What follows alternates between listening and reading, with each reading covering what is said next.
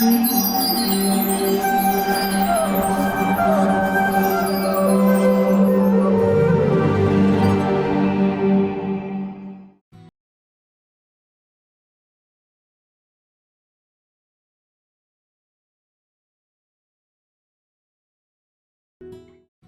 1973, because that is officially when I joined, I went, it was actually 72 in the winter.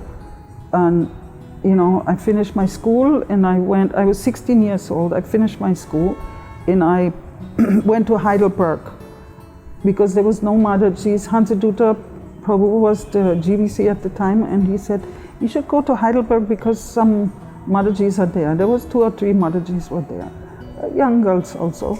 So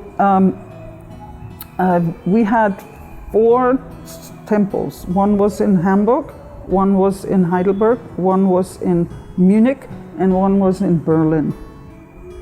Okay, so Hamburg didn't have any Matajis, so I went to Heidelberg. So I wanted to only stay over the weekend. And so then the girls said, oh, you mean, and when I wanted to go back, they said, you mean you're going back? Why don't you stay? I can? Yeah, you stay. So I sold I cashed in my return ticket and I bought a sleeping bag and then I stayed. But without the knowledge of my father.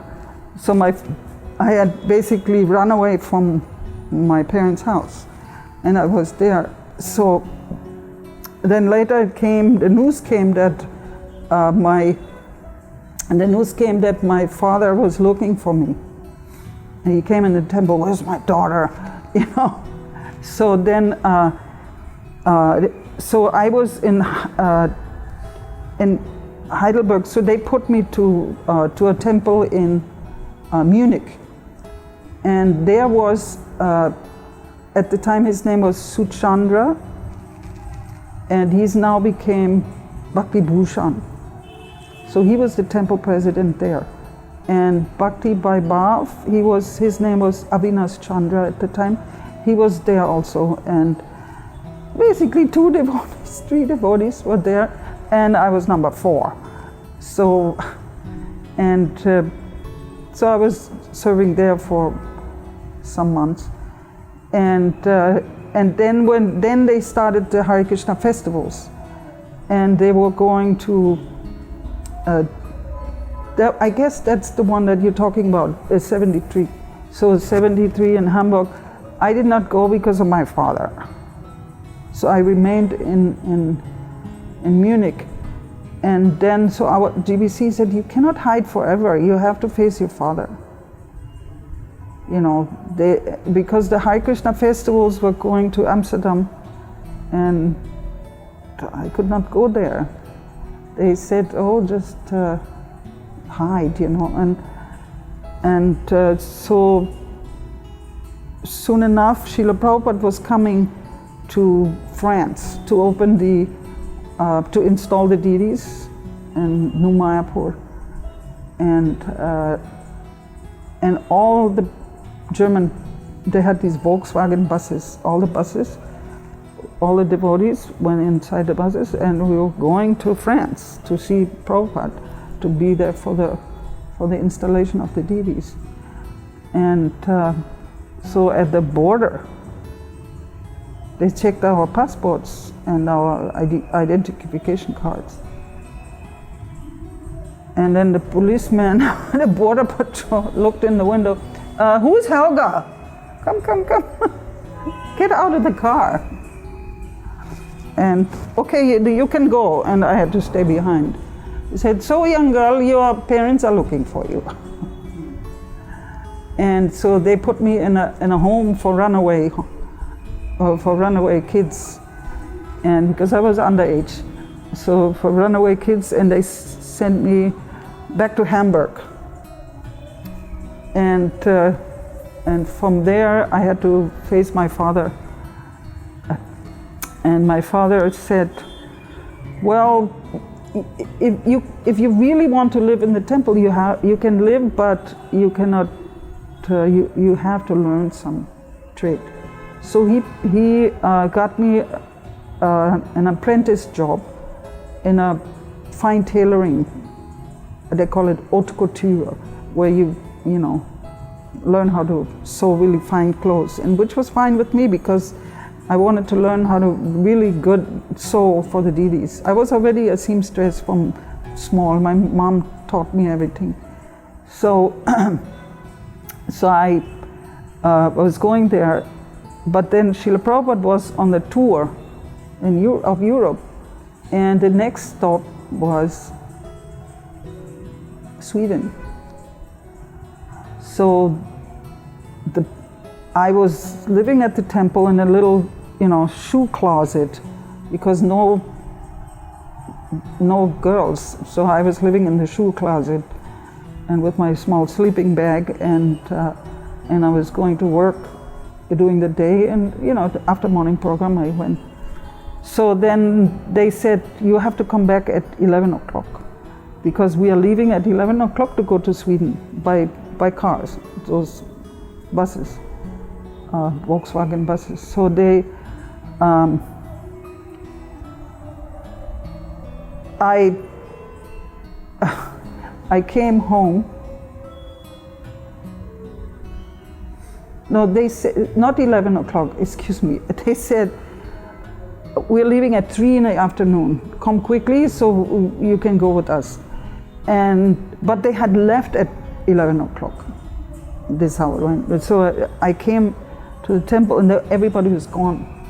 And I was crying and crying and crying and crying. It's my second chance I lose to see Srila Prabhupada. What to do? And I was very, very sad. And I was sitting like this and praying to Krishna, Krishna, why I'm not qualified to see Prabhupada? And I was really, really bitterly crying. And suddenly I feel this hand in the back of my shoulder. I mean, as I was praying to Krishna, suddenly one hand came on my shoulder. And I looked up and there was this elderly lady. I said, why are you crying, my child? And I explained to her, my spiritual master, I missed him the second time. And she says,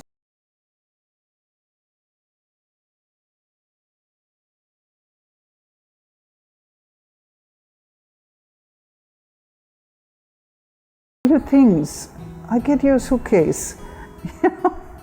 So she arranged and bought me a ticket to go to Sweden by train alone.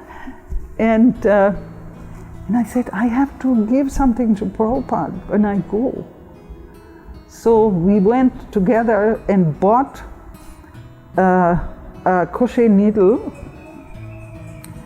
and white, very soft Angora wool. And so I said, I will make a hat for Srila Prabhupada on the way to Sweden. So this is what I did. I went midnight, I went to Sweden. I arrived in Stockholm. But I had no idea where the devotees are, what is the address. I just went. And because the pujari that was left in Hamburg, he had no clue. He said, I don't know the address. You just have to go there and just ask the police, because devotees always get in trouble with police, so they must know. And so I arrived at the train station, and the first thing is, where's the police station? I spoke German. I didn't hardly speak any English or any other language except German. And because I was told they speak German in Sweden, but they didn't. So, police, Polizei, So then I went to the police station, and the Hare Krishna, what? They had no clue. They didn't know anything. And then, so again I had to pray to Krishna. But I had the faith. I said, I will find them somehow. And I was praying. You have to remember, this was one new country, a new temple in a new country, and where they have never ever seen the Hare Krishnas before. And the two devotees, two devotee couples, they had opened a temple there just a few months back and invited Prabhupada. So me trying to find, this temple was like trying to find a needle in a haystack, this big city and in Sweden. So I was praying to Krishna, so he gave me some intelligence. Krishna says, I'm the intelligence of men. So I was remembering that. So I was just praying to Krishna to give me some intelligence to find the devotees. So somehow Super Soul told me, you go to the shopping street, because I knew all the devotees always do Sankirtan. That was our service, distributing books. So I went to the shopping street, like the pedestrian zone in the middle of the town. And sure enough, there was a devotee, a German devotee. Actually, he was not German. His name was Durgama. He was from Italy, but joined in Germany. So he goes, "Oh, Hrimati, what are you doing here?" I said, "I'm trying to find a temple." "You want to see the temple? Okay, I'll take you there." So I went, and devotees hadn't arrived yet. They hadn't arrived yet to go to Sweden. So I was there before them, and I guess they had stayed. Later I found out they had stayed overnight at a cottage in the forest from, maybe you heard about Smita Krishna Swami. At that time his name was Smita Krishna Das, and his parents had a forest, some vacation house, something, and so the devotees were staying there overnight on the way to Stockholm. So anyways, I went there and I had completed the hat for Srila Prabhupada, and there was Shivananda, and Hansaduta was there. "Hrimati, what are you doing here?" And the devotees from Germany hasn't arrived yet. So I said, "I have this gift for Srila Prabhupada." And, "Okay, well, come on up, come and see Srila Prabhupada and give it to him." I said, "No," so I was very super shy. So I didn't end up giving it to him personally, so they gave it to him. And then again they came down, "Oh, Prabhupada wants to see you." So again I was very super shy. "Please let me just do service." So I immediately started washing everybody's clothes, by hand and by feet in the basement. So I washed everybody's clothes and I engaged myself in cutting vegetables and everything. So I got engaged like that. But Srila Prabhupada, he immediately put on the hat, and he loved it so much. He went on a morning walk, and because they didn't have a hat for Prabhupada, they didn't encounter that it was going to be that cold. I think it was maybe July or August or something. In the morning it was quite chilly, so he had this hat on. And Hansaduta and Hemavati, the wife of Hansaduta, she hadn't arrived yet. But Hansaduta, he said, "Go, you have to go, on the morning walk." And he said, "Make sure to stand really close to Prabhupada, otherwise you get lost." And because I was so young and so small, and 16 years old, and I had to hear Prabhupada. He said, "You have to hear from Prabhupada, because this is the best thing on this morning walk. You get to hear what he says." And so there's a few pictures of me in the morning walk, and Prabhupada is wearing the hat, so I was very happy. And I was able to do service in Sweden, and that was my first meeting with Srila Prabhupada. Yeah, I was talking about Sweden, and there were some programs arranged in the Uppsala University. And this was a new place, and it wasn't really an English-speaking country, so not many people showed up. But we were cooking, but a lot of devotees came from different parts of Europe to be there, in Prabhupada. It was a big event. So, because I was a singer, so there, and I know how to play the kartals, so they put me on the stage, and together with Krishna Premi and Hansadutta and Avinash Chandra,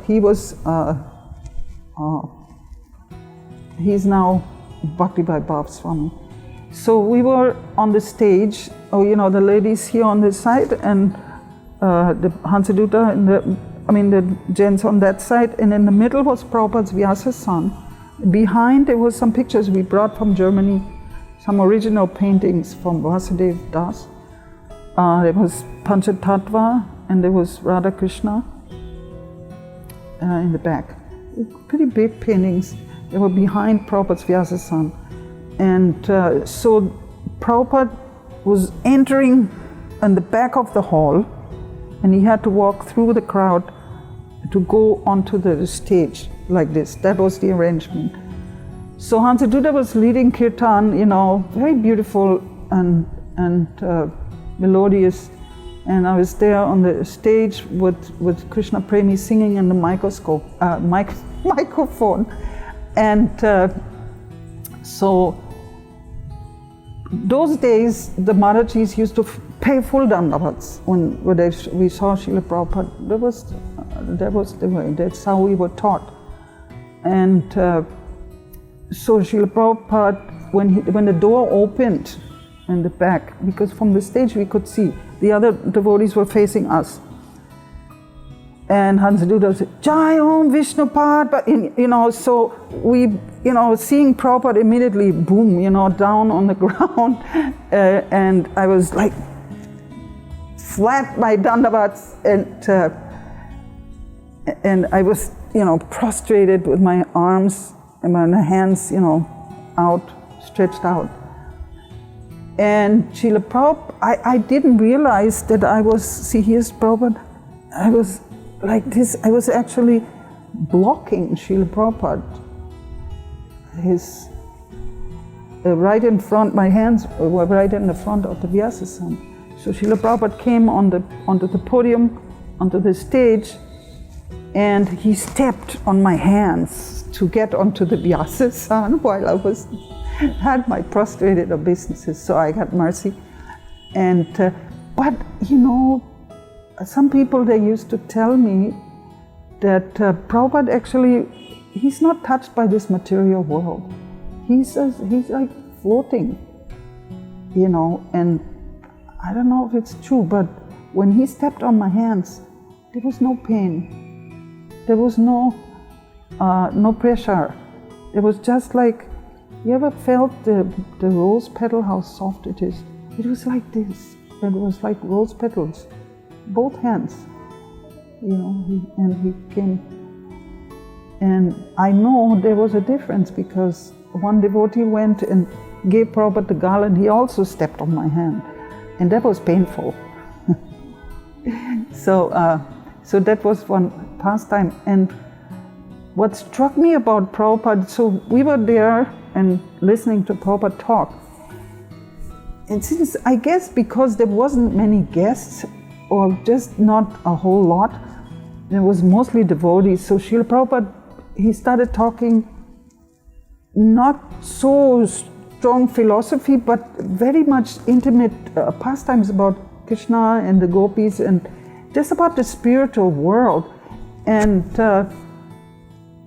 he talked, and he just pointed behind without looking. He pointed behind at Krishna and Radharani. He said, Krishna and Radharani, like this picture, he goes. So then I said, wow, he knows, he remembered the picture, because he came on the stage and he remembered the picture that was there. But I never saw him turning around and actually to make sure what was the picture behind. You understand?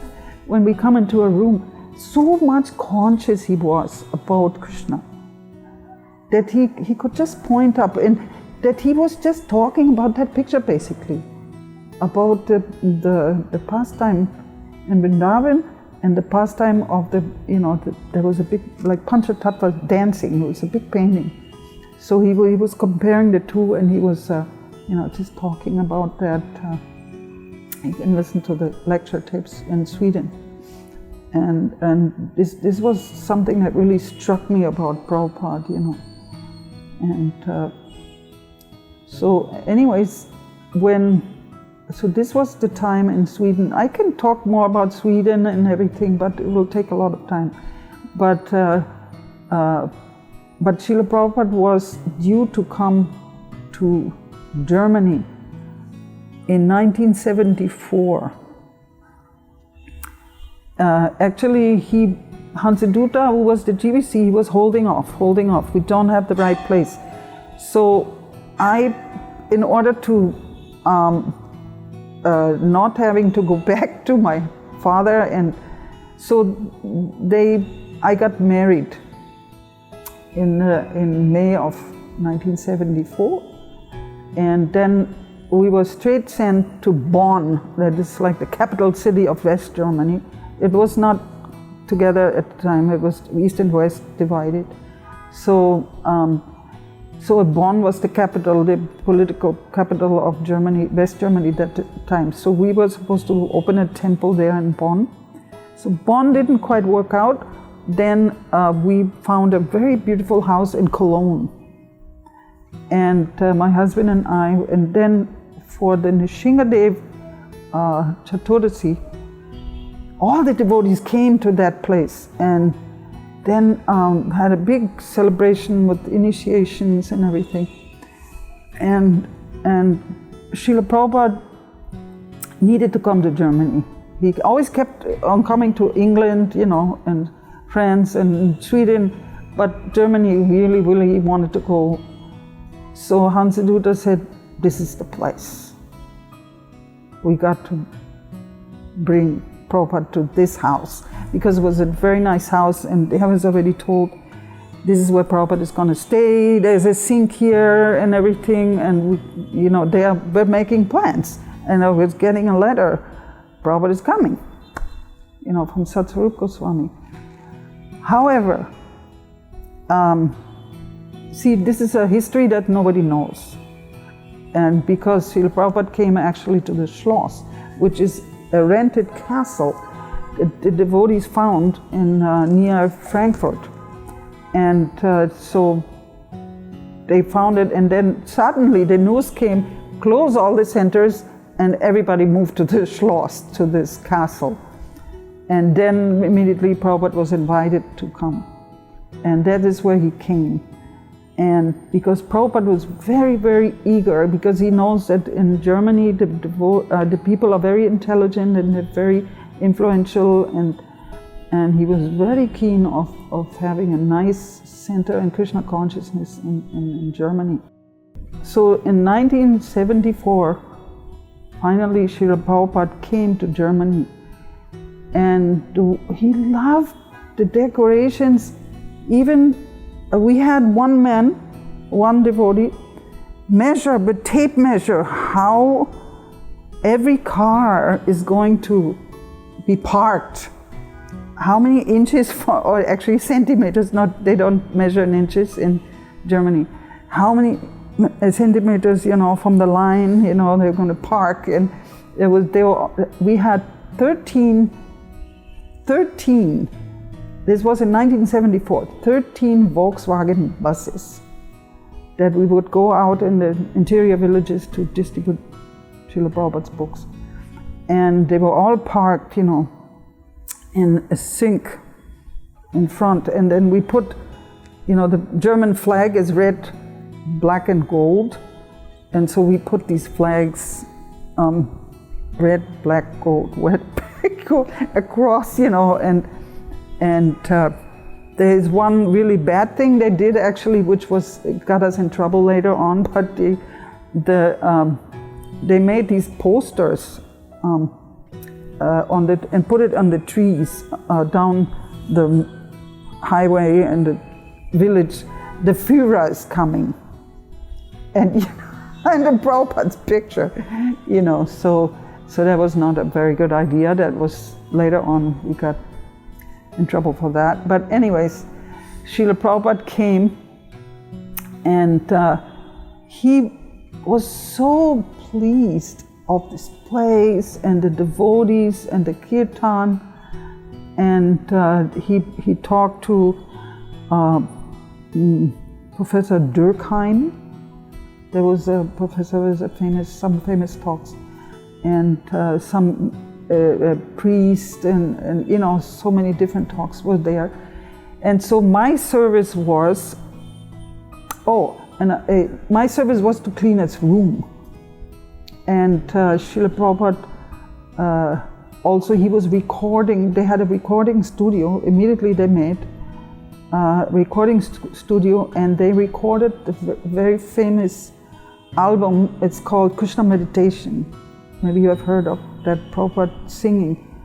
And because one devotee, he had a scale changer harmonium. And those days, nobody had a scale changer harmonium, but it was very beautiful, and Prabhupada loved this harmonium. So he said, let's record, So then he just took this harmonium and started playing, and they started recording Prabhupada, and they called me because I was supposed to be playing the kartals. And I was sitting outside, and this one other Mataji, she started playing, and Hrimati play, and no, I'll just play a little longer. So I didn't end up playing for Prabhupada, but I got to sit by the door the whole time while Prabhupada was recording. But it went on for a few days, this recording, and then later Prabhupada just listened to it, and it was in completely trance, in complete meditation. That's why we called the album Krishna Meditation. It was very beautiful recording of Srila Prabhupada singing the prayers to the 6 Goswamis, and it came out to actually be a double album, and hold it up like that. And that was our, because we didn't have so many books, and so after Prabhupada left, immediately that was printed, and that was our Sankirtan, to give out these records. So, and what I remember a few things during his visit. That was one time, Kaushalya, she came from somewhere, but she was there visiting. She wasn't living in Germany, but some devotees came to visit, and in the morning before class, Srila Prabhupada was playing, and he wasn't playing the drum. He was playing Jai Radha Madhava, and Kaushalya was playing the mridanga. She was but she was with the back, with the front to the deities and with the back to Prabhupada. Prabhupada's Vyasasan was like this one. So he stopped the kirtan. He said, "Who's playing?" And then she turned her head, and, "Oh, Kaushalya, you're playing. You can play," because the German devotees were all a little bit young, and maybe not such good players. And so there was one sweet memory I have. And from cleaning Prabhupada's room, the devotees are so fanatic in Germany. They wanted Prabhupada's orange peels, they wanted to eat them, and when they came out, and Prabhupada, even some people, they wanted Prabhupada's hair, with sweat when he shaved, the hair. They wanted to eat them, and all these crazy things. But one day we had a little kitchen for Prabhupada, and outside his room, and I was helping to cook for Prabhupada. And one day, Himavadi was the main cook. So one day he came in, and it was Ekadashi. So he came, and just came in the kitchen, said, "So what's cooking?" You know, and Hrimati goes, "Sago, you know, sabudana, and with milk." "Oh, sago," and he opened it. You know, he was we like very much the sago and milk, and you know, like that. And he gave an initiation ceremony and a marriage, but by the time the marriage was going on, he left.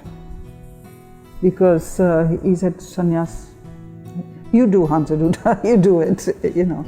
So, but I was not there because I was making, for 250 devotees, I was making all the chapatis in the basement. And I was cooking, also helping for cooking for the devotees. And Prabhupada came in one time and just looked at everything, and everything was stainless steel, and you know, it was really big kitchen, and he was very nice, you know. And then he was very particular about cleanliness, about, you know, he was a perfectionist, you know.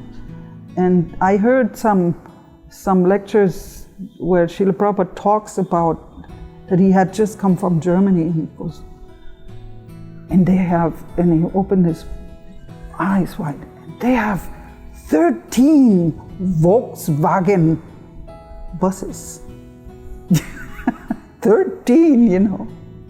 So he was very pleased. And anyways, so that was my my time.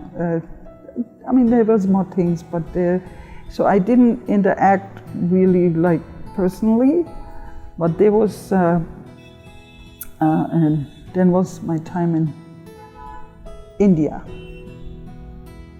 See, we had a problem because of those posters, and like I was telling, so there was Germany the way it is, the history, everybody knows about the history in Germany, and how the police is very strict, and they're very suspicious about anything new or strange. So they wanted to see if we are some kind of a cover-up, some underground, some kind of an organization or something. Why are we recruiting all these people, you know?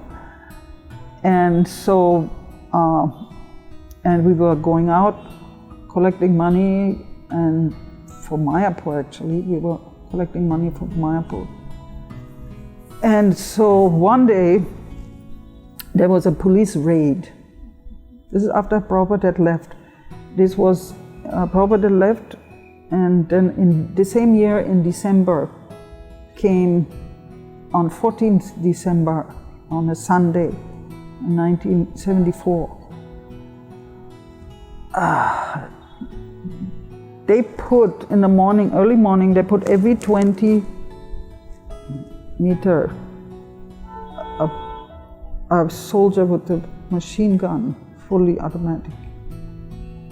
They surrounded the place, and then they stormed the temple. And we were all just taking prasadam. And they arrested everybody. And it was really horrible. And they arrested everybody, beat us, put us in the jail, and everybody had to make like a statement and what they're doing and this and that. And I was actually picked up by an ambulance because I was pregnant with my first son.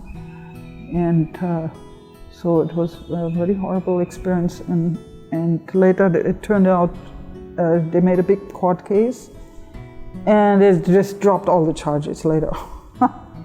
But it was, they ripped open the walls, they just like, very terrible what they did. And devotees had to really struggle, you know. Devotees these days, they don't understand Everything is nice now. There's big temples there. You can just walk in and pray to Krishna and see all this opulence. But we're pioneers. We were actually, you can call us pioneers in the ISKCON movement. We were beaten up for being devotees. I remember on Sankirtan, I was just taken to the police station just for wearing a sari, just for wearing this cloth. I was taken to police station and beaten and boxed, and blood came out and everything, thrown down the stairs, and it never broke our faith.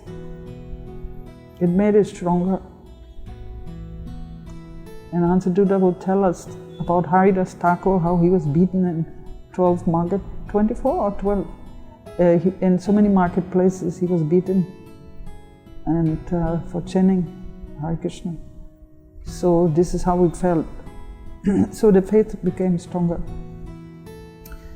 And so anyways, due to this whole thing, so we decided to go to India.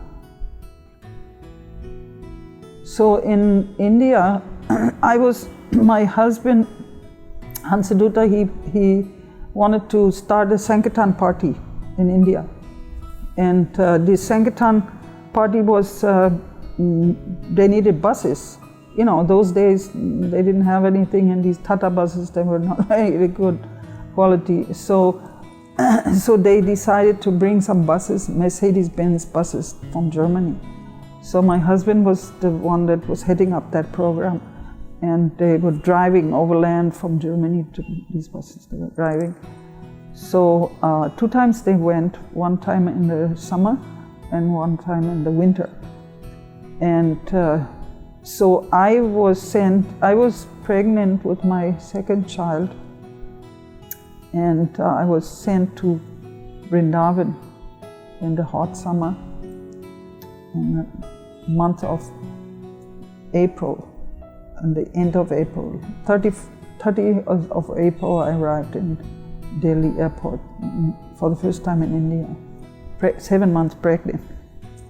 So that was a really extreme experience. And but Srila Prabhupada was there.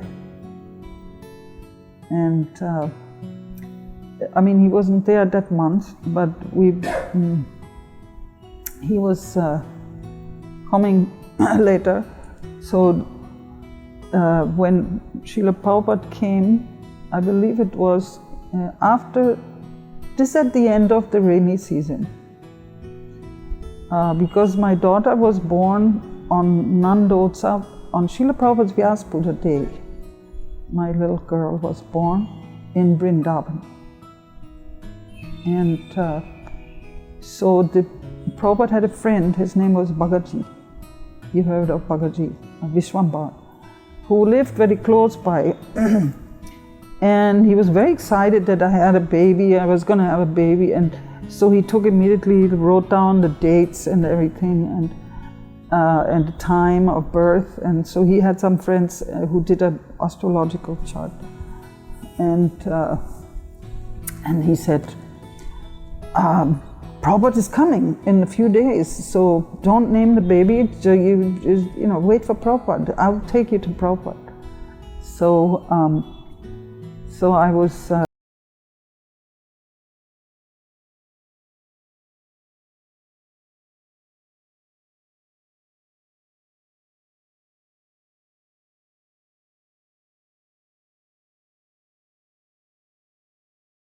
she was about 9 days old, and I took and I put a little dress on, and I gave her to Srila Prabhupada.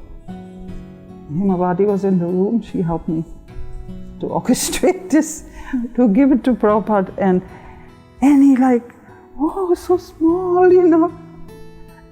And then Bhagaji talked to Prabhupada, Srila Prabhupada, she was born on your appearance day.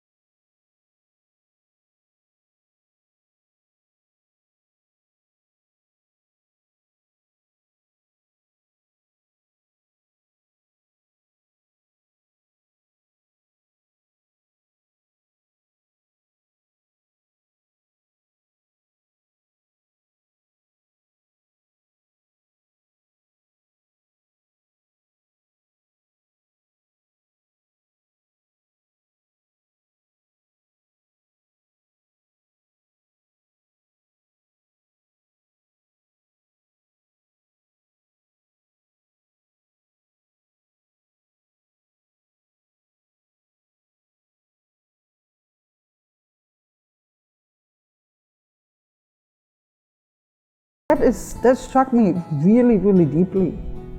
And how, and again and again, every time I saw Srila Prabhupada in my life, and he always thinks about Krishna and his spiritual master. Those were the two things that were the only thing important for him in his life, was Krishna and his Guru Maharaj. And this is how I felt. This is how I think everybody should feel and do, is to just think of those two things. How I can please Krishna and how I can please my spiritual master. So these things, you know, then he, of course, he talked about his childhood, and I don't remember all the things he was saying because some of it was in Hindi, and he was talking to Bhagaji, and maybe Bengali. Was he Bengali? I'm not sure. And he was talking to him mostly, and then he was English also, and he was saying something about, he said, oh, as a child, I used to like trains. He was saying something about trains. So I'm not really aware of all the things he was saying because most of it was in Hindi and not English. And so then we took the baby back and we just sat there for a while and then went. But Srila Prabhupada would go every morning and evening. Evening he used to, where there is now like a gift shop and a restaurant, there used to be like they made like a little gallery of different pictures of different temples. Prabhupada wanted this. He wanted pictures of different temples in ISKCON, different foreign temples and their activity. He wanted this, you know, like a gallery, picture gallery in this bottom part of Krishna Balaram guest house. So she, one day he went and viewed this gallery, and you know, my little boy, his name was Raghunath, 2 years old, and I used to get every afternoon, I guess, some milk from a milkman. Actually the same place where the Goshala is now, where he used to go. And anyways, I came back with my little milk can and with the boy, and he just like straight to Prabhupada, you know. And Prabhupada came and he just had, somebody had just brought in some tray of sweets or something. And then Prabhupada took his cane and he poked it in my son's stomach, you know, poke. And, you know, he just had like a jangia on, you know, some little pants. And he was so kind, you know, he was so kind to children.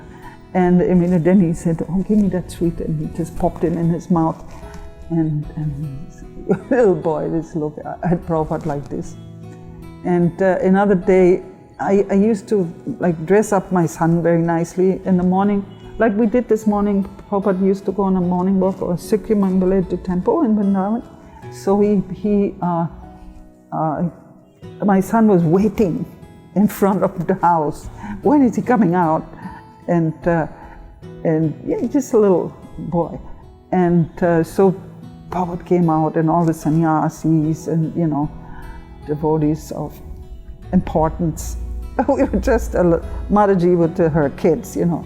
So, and my little boy, he was with tilak and nice clothes and everything, and Prabhupada, you know, Prabhupada comes and puts his, you know, his shoes on. And he goes, then so my son just walked in front of Prabhupada like he was one of the guys, you know, that's going around the temple. And he was, you know, walking in front of Prabhupada. And then, you know, he's walking like this and he was pointing back and, Prabhupada, you know, I'm walking in front of Prabhupada, you know, I mean, 2 years old. And then one of the sannyasis, you know, he just started grabbing the boy. He said, get this boy out of here. Prabhupada, no. This boy can walk in front of me. This boy is a very nice boy. You know, it's Maharaj, you know, so, okay. He was immediately stopped, this Maharaj, from grabbing the child and being abusive. And Prabhupada never wanted the children to be harmed. He was always kind to the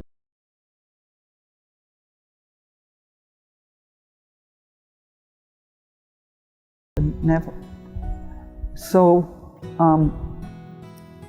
this was a very, he went around circumambulated, and I gently took the boy after some time because it was a long way around. So these are, and there's some memories, about that in Vrindavan. But the other place I saw Srila Prabhupada, because after some time, we couldn't always stay in Vrindavan with the kids and everything. Prabhupada, he wanted to establish a farm community in Hyderabad farm, because there was some land donated, some 400 acres or something. And so he said, let's send some grihastas there and, to establish something there.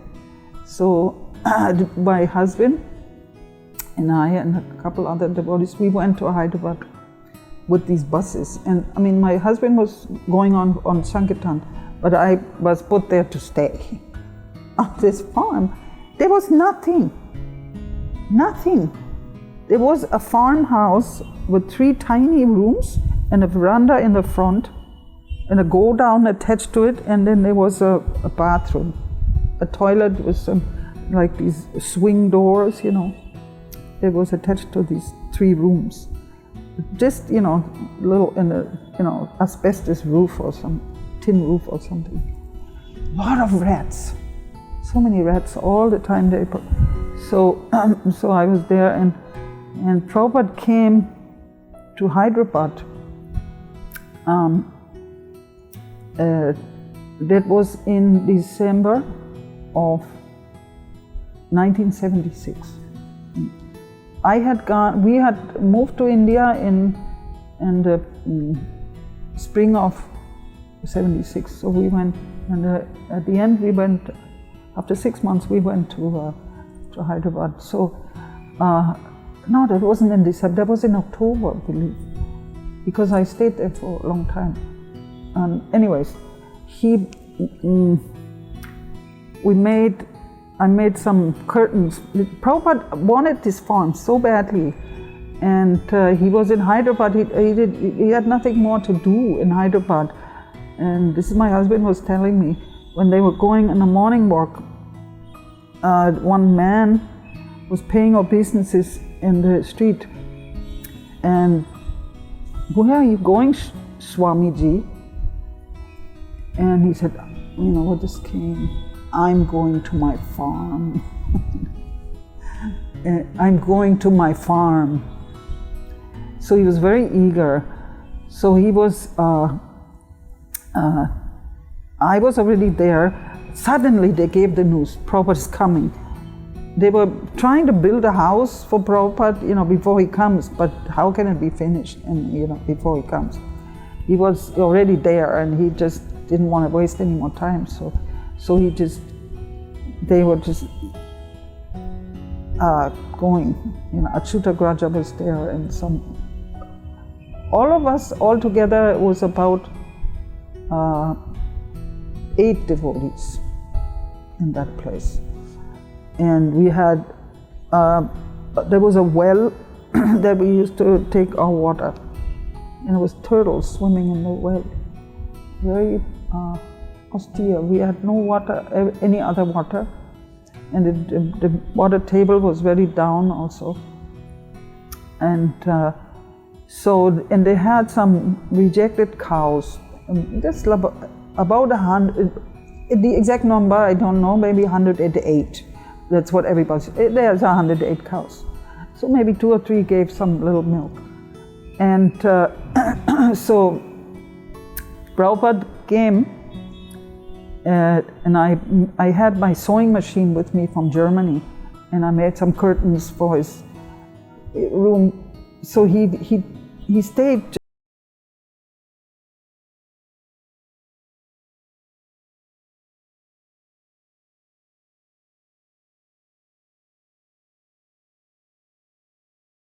And I was next door to Prabhupada with a thin wall like this, you know.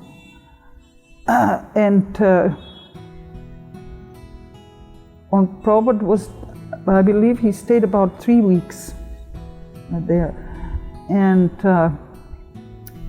one night, Arundhati, because she shared the room with me, so she was sitting up. We were sharing a mosquito net that my mother-in-law sent from Germany, a big mosquito net.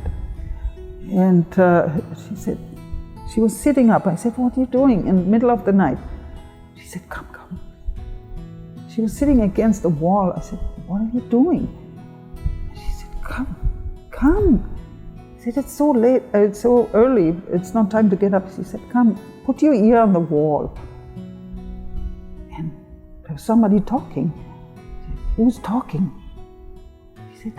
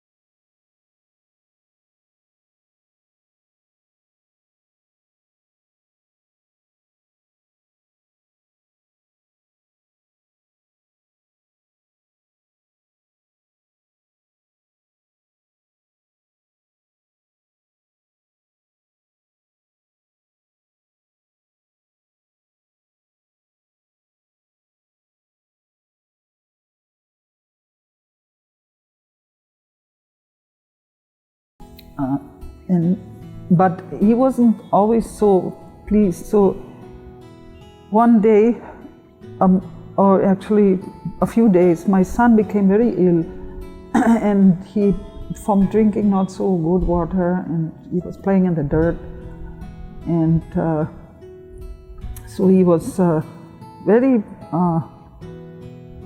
crying and going after me and pulling my sari.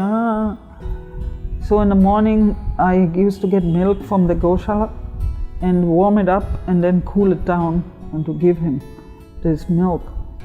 And and he was, I had this tiffin, the hot milk that I had to cool down in the room. So we came around past the shower stall.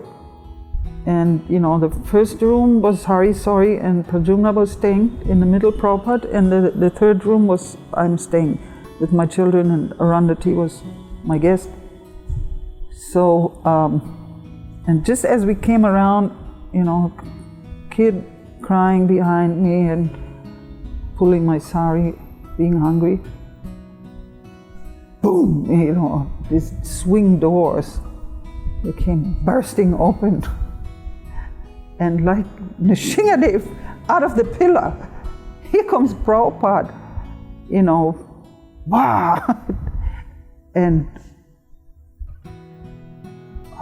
Prabhupada said, he had only a gamsha on, and he had just about to take a bath, and he was shaving. He had just, his half of his face was full of shaving cream, and the other half was already shaved. And he had a razor in his hand, and the other hand he had a lota, you know, with water. And he came like with these swing doors, bursting out. And he was raising the razor blade, you know. Why is your son always crying 24 hours a day? Can't you take care of him? I didn't know what to say. And he was just standing there. I was just stunned, you know. And my feeling I cannot describe how this you know, this Nrsimhadev coming in the fall. He was chastising me, you know, my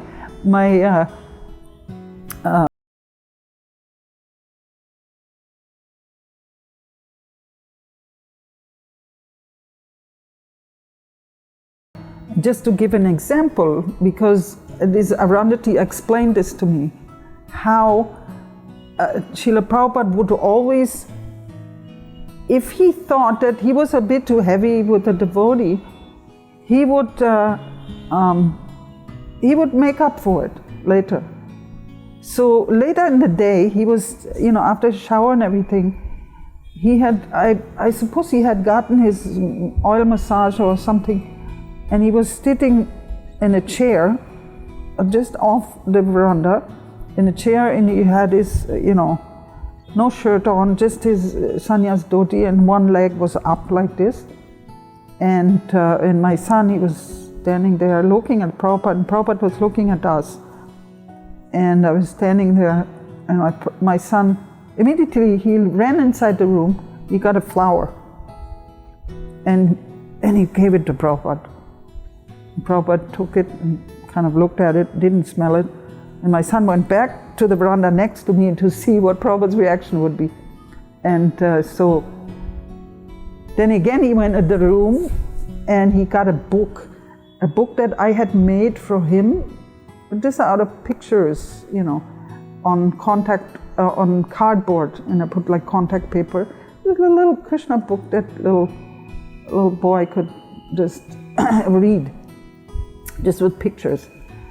So, and he took it from the room and he went and gave it to Prabhupada, So at that point, Prabhupada, he rubbed his head and he took his arm around the boy, and he just like hugged him like this, and both of them together with Prabhupada having the boy in his arms, and they both together, looked at the book and, what's this?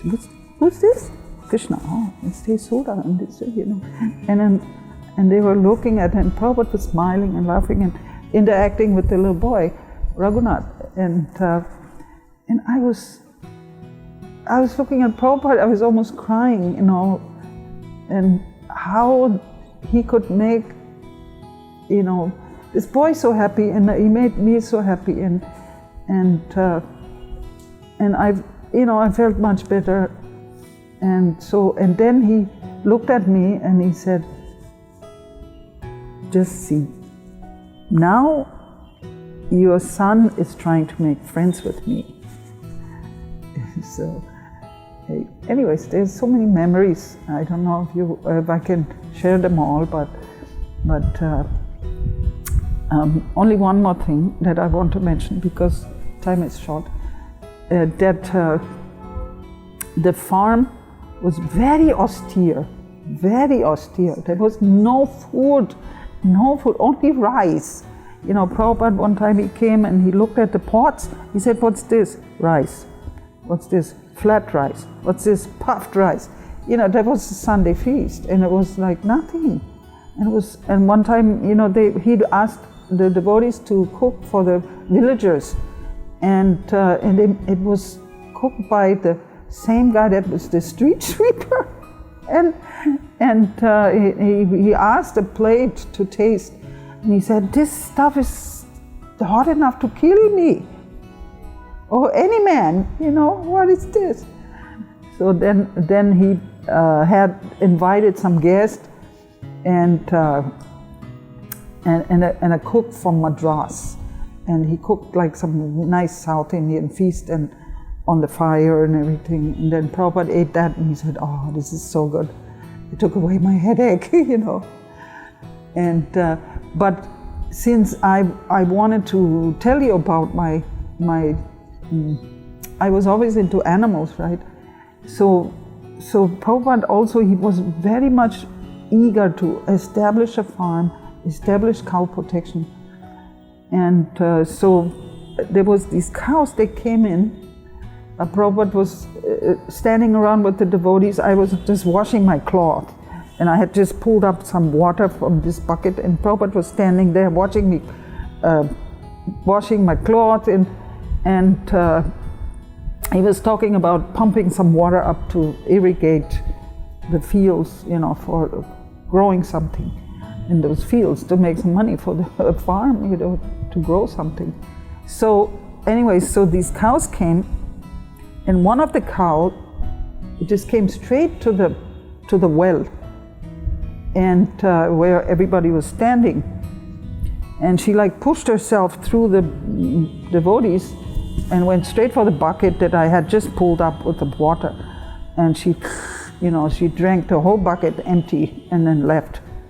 And Prabhupada, he was chuckling, He said, now you have to wash the bucket with her stool. And the significance of that is that the mouth of the cow is not clean, but her stool is.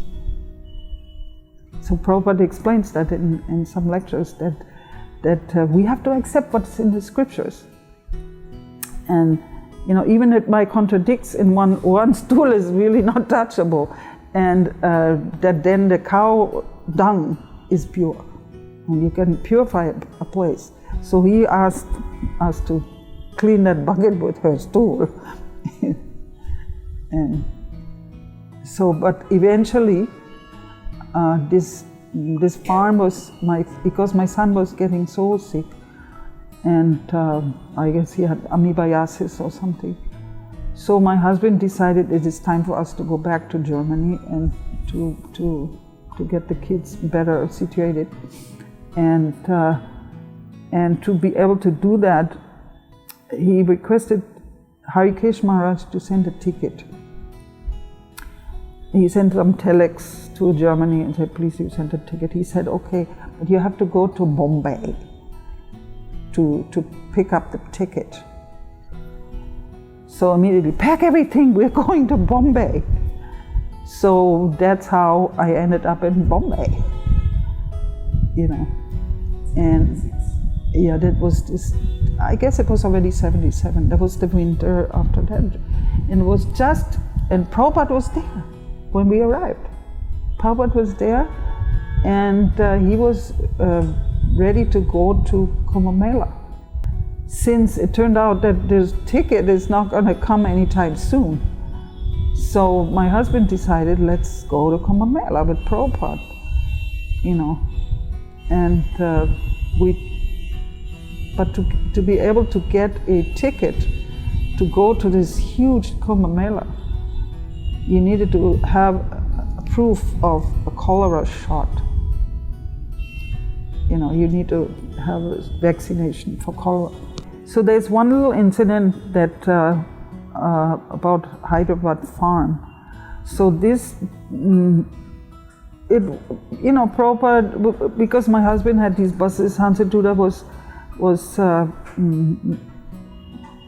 wanted to do this Sankirtan. So they were doing village preaching. They invited the villagers, because Prabhupada said to make the villagers, friendly and stuff. So they would have this Hare Krishna movie, the Hare Krishna People, I think it was called. And they put a bed sheet on the bus, and then they would screen the video and everybody watching, the movie is coming to town, So, and then we would make prasadam for these people. And so Prabhupada didn't like what they were cooking. So he said to add some halwa. So we were making halwa also after that. But for the devotees, the food was nothing. And then it became a little bit more opulent after only having rice. So then we had somehow some dal left over from making the khichdi in the evening. To be making khichdi in the evening. And some dal was there for making for the villagers, and we used some of that dal to make khichdi, and for the devotees, and everything just happened under that tree. There was a banyan tree, like a bipul tree, maybe it was, like some platform was there, or it's still there, and we had Guru Puja. We had this dinky kind of a chair, maybe like this kind of, and Prabhupada would sit, and we had the Guru Puja there under the tree in the morning, and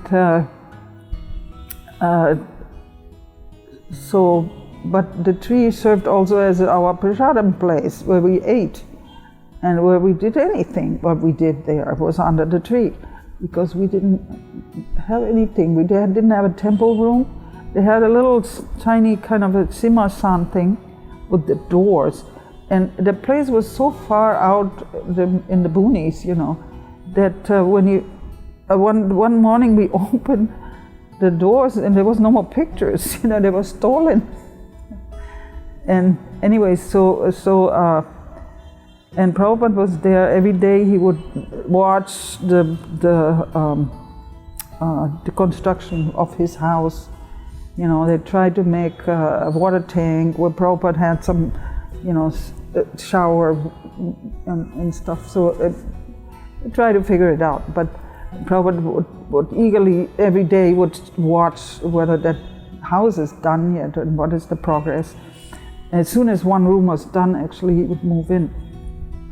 So anyway, in the morning, Srila Prabhupada was looking around. He was not pleased. And he was giving instruction, like he saw this boy, he was sweeping the street, and he said, this should be done before sunrise. Any sweeping should be done before sunrise, not now, the sun is up, you know. So, and then he was pointing out something about the cooking, and he said, who's that? Who's sleeping behind that door? There was a go down, and he was just pointing at it. He was already sitting on the Vyasasan, and he said, who's sleeping behind that door? And everybody looking, and get him out. And nobody knew there was somebody, but Prabhupada knew there was somebody sleeping behind that door, and sure enough, there was somebody there. One boy from England, and they got him out and bring him here. And then he paid his obeisances in front of Prabhupada, and he said, what are you doing behind, sleeping at the time when it's your, when it's Guru Puja? And Prabhupada, and then so this boy says, oh, I'm sick, Srila Prabhupada. And then he said, you're sick? You can never be too sick to worship your spiritual master. So in other words, everybody should go to Guru Puja. So the same morning, then finally they wanted to give Prabhupada the garland, and he chucked it and went like fling, went flying. He said, these flowers are from yesterday. He didn't accept the garland. And then he saw all these kitri stains, because it was late in the night, so we didn't clean. And there was some kitri spots. And so he said, we cannot have Guru Puja. What is this? It's all dirty. So devotees started bringing water and sweeping with stick brooms and water buckets, and so this one devotee, he was taking out his, keychain. He took it out of his side of his dhoti, and there was a little pocket knife. And he started scraping the kitri in front of the Vyasasan. And I was standing there with my baby. I was holding my baby. I was right there. And so this devotee was scraping the kitri off the ground. He said, what are you doing? He looked like this. Oh, Srila Prabhupada, it's just an old knife. I said, just an old knife? So you better keep it for your throat. He was so displeased how devotees would, of course he didn't really mean it, but it's like how you cannot clean before, even if it was only under a tree, still, So then he taught us, after teaching about the cow and the cow dung being clean, we actually constructed like a straw roof to have serves like a sort of a temple room kind of a thing, and like some bamboo and slime, and then we used cow dung to do the in Bengal they call it lapalapi, the cow dung, and to have a nice clean place, you know. So anyways, I don't want to take so much of your time. The Mumbai, like I was saying, that the whole Hyderabad was over for me because of the children and their health. So Hansaduda was begging us to stay in Hyderabad farm. He said, "You're pioneers, you need to stay here. Later you will have very nice facilities because you're a pioneer." And then I said, "Hansaduda Maharaj, my children are more important, and the health of my children, and this is my instruction from Prabhupada, I need to take care of my children." So we went to Juhu, Mumbai, and we got to stay for 1 month in Mumbai, and Srila Prabhupada was very ill from his health was not good, and we did not get, and still in spite of his bad health, he went to Kumbh Mela in Hyderabad, I mean in Allahabad, and but we couldn't get the you know, the injection. So anyways, since I had my children, I didn't have much, you know, interaction with Prabhupada.